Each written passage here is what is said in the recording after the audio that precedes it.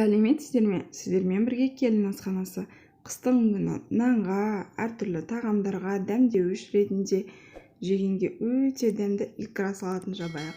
Ол үшін бізге қызанақтар керек.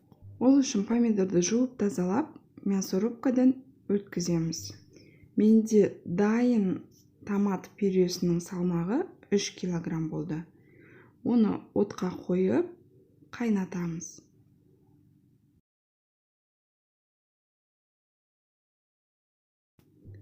Қайнаған соң 1,5 килограмм сәбізді мясорубкадан өткізіп саламыз. Және жарты сағат баяу отта бұқтырамыз. Банкаларымызды, қақпақтарымызды стерилдеп, дайындап қоямыз.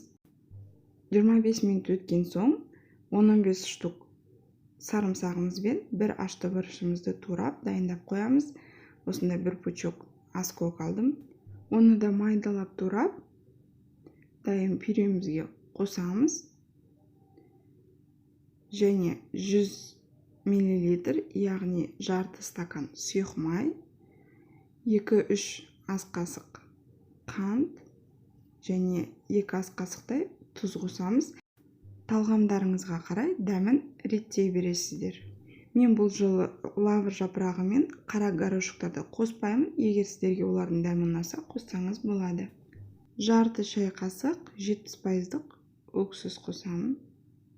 Ащы бұрыш, сарымсақтарымызды қосып, 3-4 минут бұқтырып, стерилденген банкаларымызға құйып, қақпағын жауып, бір түнге төмен қаратып орап қойып қоямыз.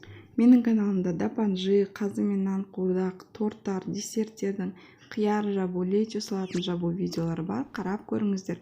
Отандық жас каналдарды қолдап тіркеліп қоюларыңызды сұраймын. Шыққан дайын өнім 4-1 литрлі банка. Бізге өзімізге дәмін көргенге жарты шындай қалды. Өте дәмді болған, таласып жеп қойдық. Жасап көріңіздер. Соңына дейін көргендеріңізге үлкен рахмет.